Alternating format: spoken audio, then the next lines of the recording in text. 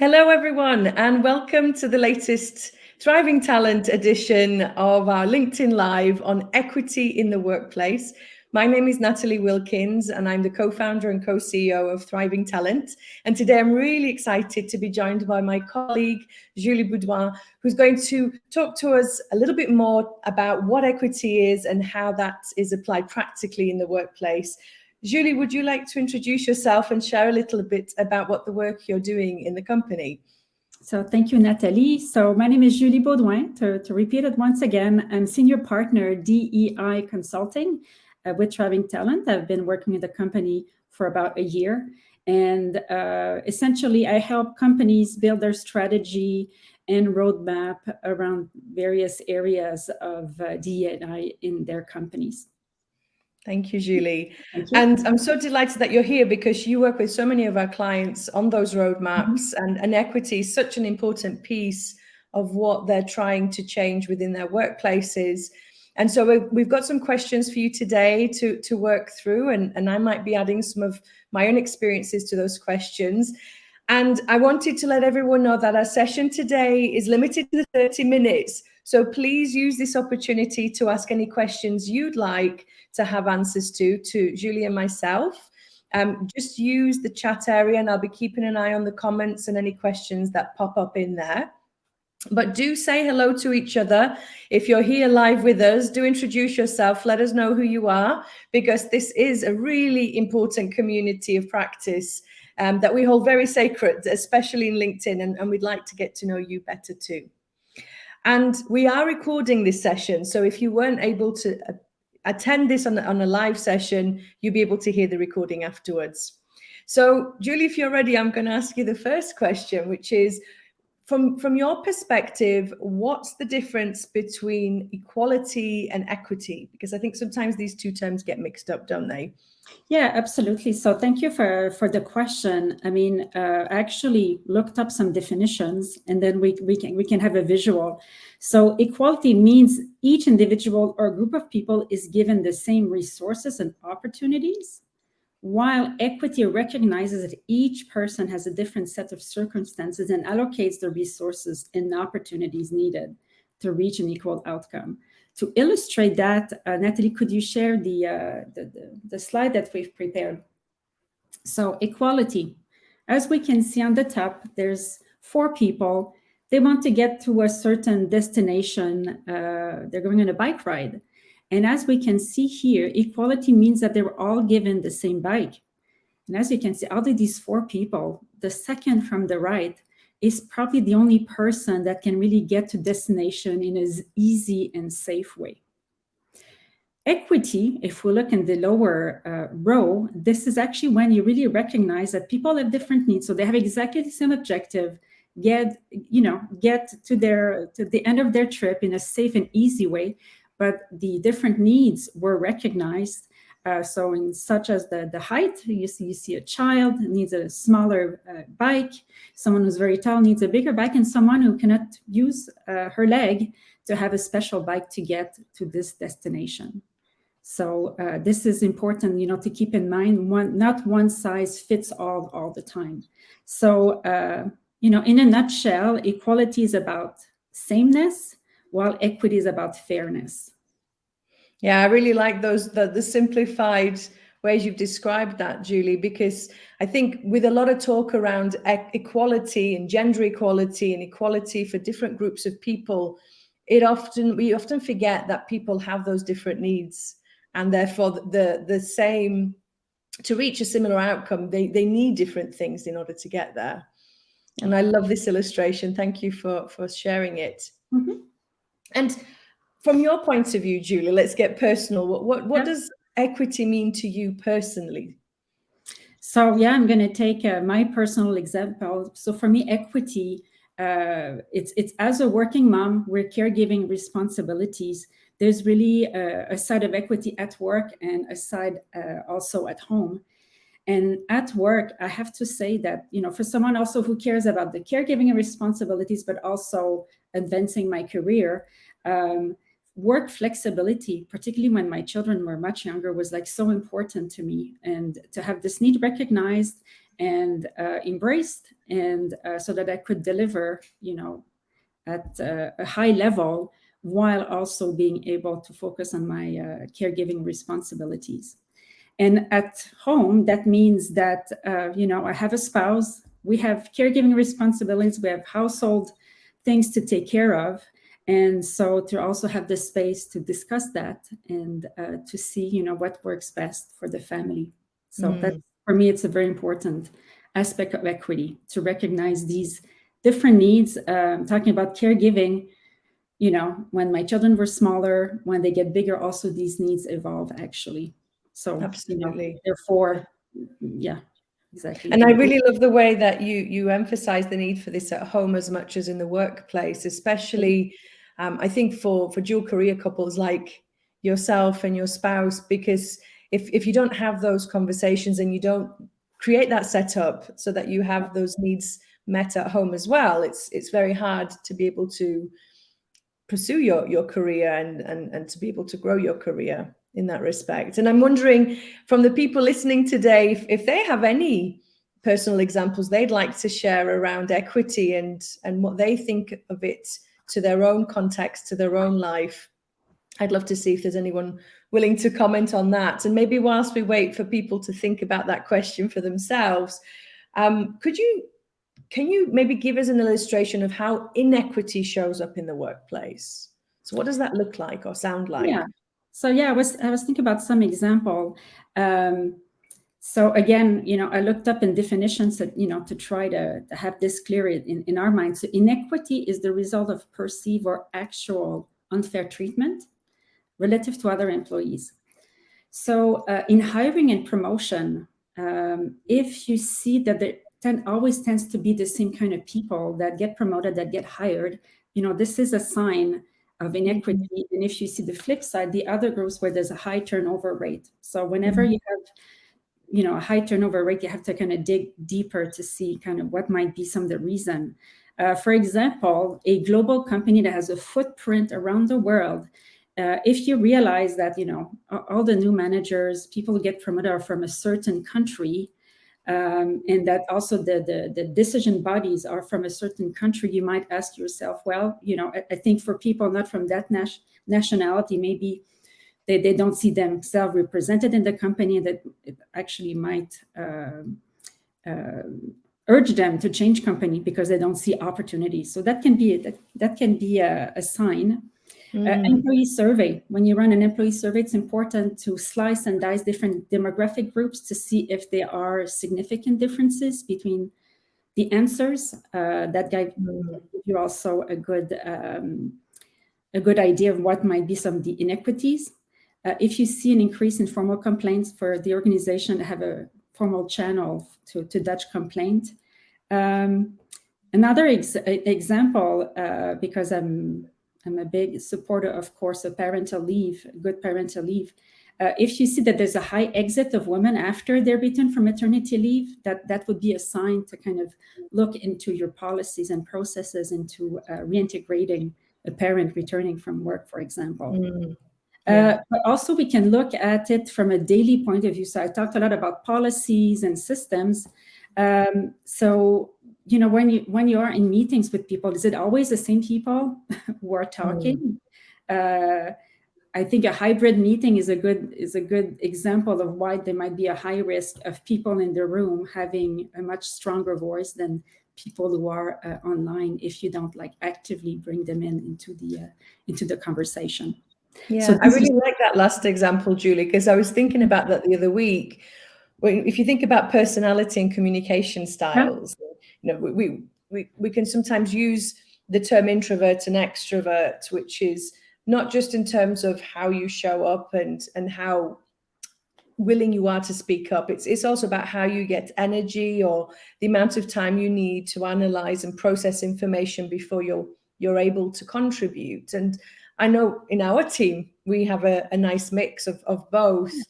And I was reflecting on how we've tried to make that more inclusive and equitable for people who need more time to prepare and respond and give feedback to things we're inviting feedback on. So we don't just expect it in the meeting, but ideally sending it in advance of the meeting so that they have time to prepare and bring those suggestions and those inputs into the meeting. And I think, like you say, when you don't hear a nice balance of voices represented, there's obviously a signal of inequity. Yeah. Exactly. You have to ask yourself, why that is. And I think in general, good meeting hygiene measures will always, lead to a more equitable and inclusive meeting. Yeah, definitely. And what do you think? You signaled a few data points that companies could pick up on that might give them some insights that things are not equitable for different groups of people. How would you describe the ways in which you're helping companies to be more equitable? Yeah, so at Thriving Talent, I mean, we have a DEI consulting arm, which I'm part of. And, I think you have to start with the strategy. What's your vision?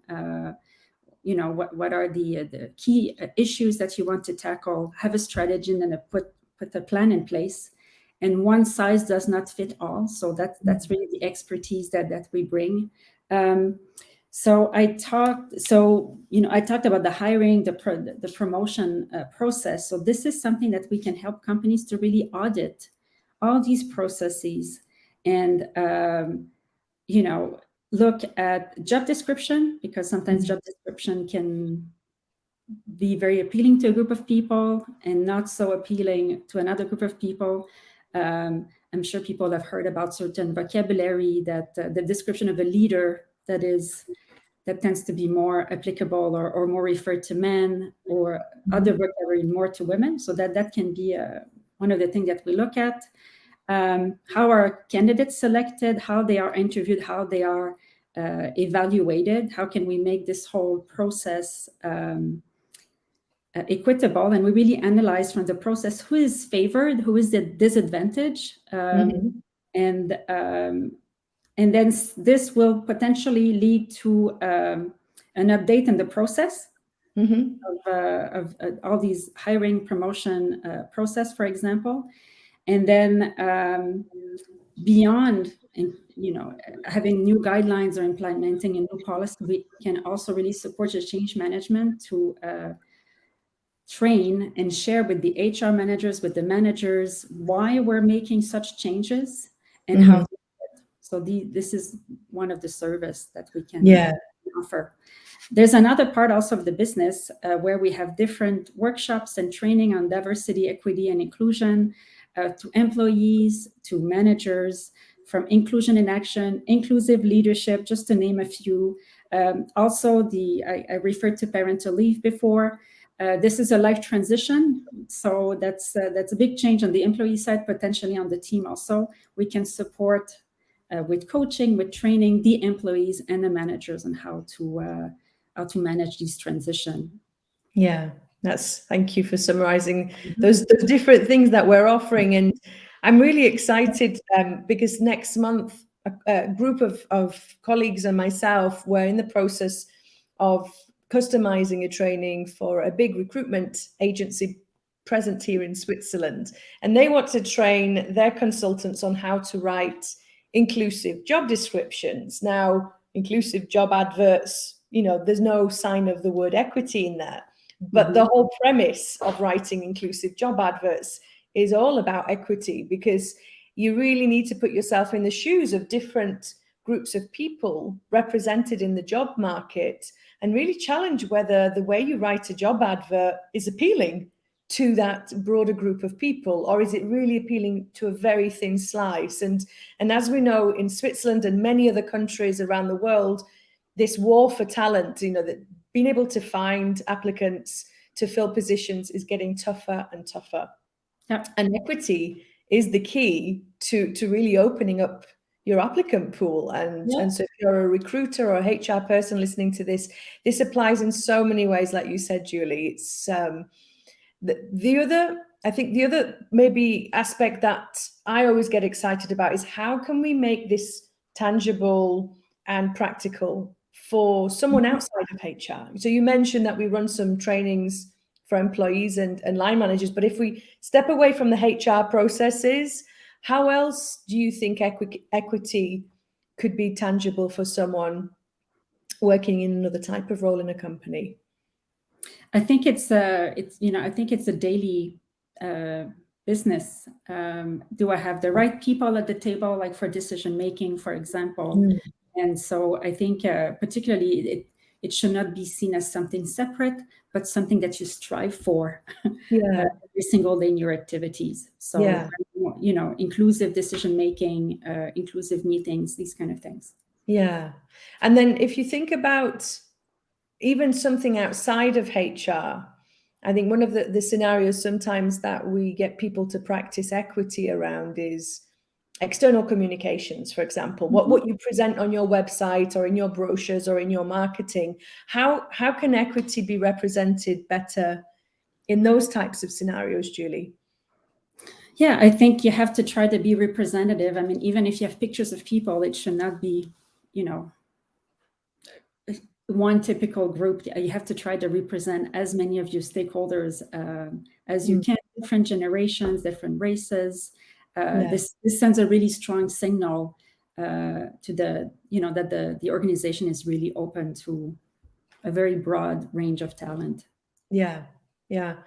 And if you think about all the different projects that you've been involved in where equities played a role, and you draw from that experience, what would be an example of workplace equity that every company should have in place? So, oh, wow. Again, not one size fits all. I think, I think one of the basics is to have like a workplace, a physical workplace that is accessible, like to wheelchair, for example. Mm-hmm. To have all of the, if people need to have special accommodation, auditory or for visual, that they need to have special screens so they can see better.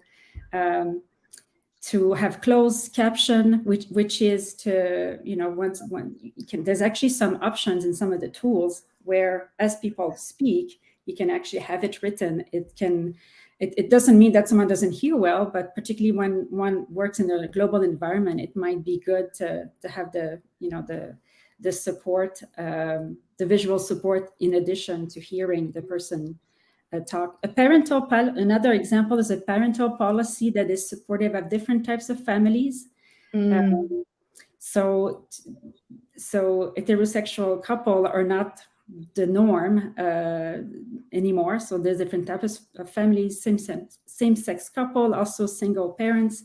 So if you have a parental policies that is supportive to all parents, I think this attracts talent, but also retain talent.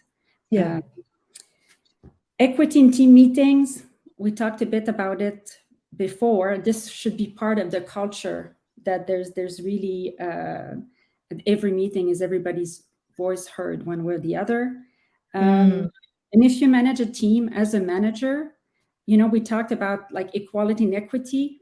Different employees may have different needs. So to actively inquire about that. Or that you see maybe some people have different even learning needs, or they're not exactly the same level. So I think that's something that again, not one size fit all. That's the equity. And every company should have a plan, should have a strategy. They should have a plan, and they should have someone or a group of people who looks after it. Yes. Maybe one thing, and then once this plan is in place, once you've put in some measures, I think it's important maybe to have as a routine to periodically reevaluate your policies and processes to see if they continue to be equitable. Yeah, I totally agree. And I think when you do that, it's really important to seek and consult with a diverse group of people that these policies impact and touch upon. Because sometimes we're so busy, we just need to get it done. And here we are with the identity that we hold, looking at this policy, trying our best to empathize and try to imagine how this might impact different groups of people. But if we're not in touch with those groups of people, we'll never know. You are so right. I think the measures and what you put in place cannot just be thought through like by a small group of people. You have to make sure. I mean, it's a process. You can have a a proposal, but make sure that the voice of different people can contribute to these measures, and adapt as you get more feedback. I mean, it's equity also is a journey. Total continuous improvement process. Absolutely. Exactly. Yeah. And I wonder also, when you were mentioning, that what some of the things that every company should be doing, and you mentioned about teams, and I know we spoke about this already. The one thought that came to me when you brought that up was how, in particular in Switzerland and other countries where there's a lot of international employees, people transitioning into that country for their career, but not from that country and not necessarily speaking the native languages of that country. I think Switzerland is a classic example of how we have all these different languages already. And how are those meetings being run, and in which language? And are they giving everyone the same starting point to contributing and understanding what's being shared? Yeah. So there's so many ways you could cut and slice this. I've been advised by one of my colleagues in the LinkedIn chat that somehow some people got stuck in the pre-live view on LinkedIn. So I'm not quite sure if everyone's here and if they managed to capture everything we've been talking about. But just to reassure you, if you came halfway through because you were somewhere else and didn't arrive in the right place, it's absolutely fine. We've recorded this session so far, so you're going to get a link to this recording and hopefully catch up on what you missed out on. We're really sorry for that inconvenience, but hopefully everyone's here now. And I have one more question for you, Julie. You might have some questions for me or some other points to finish with. Could you think of, so this is a bit of a tricky question. Okay. Because we get this asked a lot, especially in trainings or workshops with senior leaders, because many people want to have the right things to say or to respond to difficult questions when having conversations around equity and inclusion.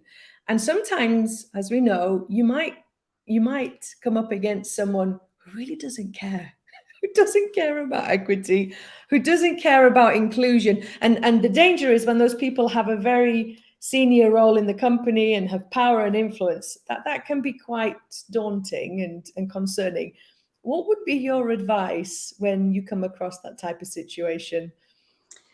Yeah, you do come across, and some of these stakeholders, they're actually key for for the sometimes your project to advance.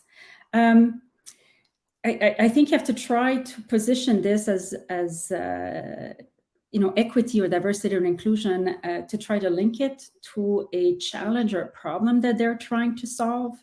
So to make it personal for them. Maybe I can give an example, a personal example. I used to work for a big company, and we were really trying to bring a new framework around work flexibility. And the higher you went, the more people tend to see this, well, this is not for me. I'm too senior for that kind of stuff. And so what I really tried to do was to actually demonstrate to them that they had some kind of already flexible working. I highlighted, well, do you have teams in different time zones? I mean, most of them were, because it was a global company, to show that actually maybe their working hours may have to shift. Were they a morning person? Were they a night person? Maybe they have some personal preferences where they actually flex their schedule. So that's an example on how that got them thinking. They're like, well, okay, right. So we could really then start talking about the topic. So I think it's important to know that sometimes you have to listen, you have to sit down, try to see where the barrier is, and how it helps them in their job. When you have the employee at large, again, D&Is, it's a journey. I think then you have to focus on the one who are really enthusiastic, and they can really kind of build a movement within an organization and hopefully bring the organization to a certain tipping point, culture-wise. Yeah, definitely. And I know you've got a lot of experience with the employee resource groups that in your past role you helped to oversee and create. How do you find, you talked about creating that movement. How can employee resource groups help also with the senior leaders or anyone who doesn't think this is an important topic? Yes, so employee resource group, I mean, it's a group of employees that really forms around a passion, a very big interest around one topic. They can come from all parts of the organization, and they will come up, they will have a certain, let's say, gender balance at a company, and then they will, come up with their own solutions, to try to address a topic that they're interested in. And for example, in the former company that I was, they organized a mentorship program, and it was wonderful because it was not just from a gender point of view, but it was a great networking opportunity. And they were able to get some mentors that were not particularly interested in the topic of D&I, but this was actually a way for them to actually see the benefit of this program. And Yeah, and I can only imagine, especially with mentoring, those leaders, those mentors would get exposed and hear about the challenges and the inequities, essentially, that maybe that group had to deal with more than other groups of people. And it's, yeah. being Hopefully, exposed to different perspectives. yeah. Also, it allowed for some of these mentors to hear perhaps perspective they never really heard before, because the mentees might not be in their immediate circle of influence. Absolutely. So we're nearly at time, and I just wanted to check if there's any questions in the chat, but I don't see any. But if you do have any questions, we've got a few minutes left. Please add them to the chat so that we can pick them up and answer them for you. And if you were not able to make the session live, feel free to message Julie or myself after the session with your questions. Always happy to share and to support our community in this work that we do together. Whilst maybe we wait for people to share their questions, Julie, do you have any final top tips that you'd like to share with people around getting started on the topic of equity within the space of diversity and inclusion? I think if there's a topic that people, if there's some of these signs that I've mentioned, perhaps it made you think about other areas where there might be potential inequity, kind of do the work, try to see what these may be, and start trying to put the plan together on how to address those. There are really a lot of tools, that can be deployed, that can be applied. Thank you, Julie. Okay, well, I think that's a wrap. I don't see any questions in the chat, but like we said, please reach out if you have any questions or you'd like to share anything with us. And we hope to see you again at the next LinkedIn Live. Julie, thank you again for making the time to be here and share your experience with everyone. And thank you, everyone. We'll see you again next time. Bye.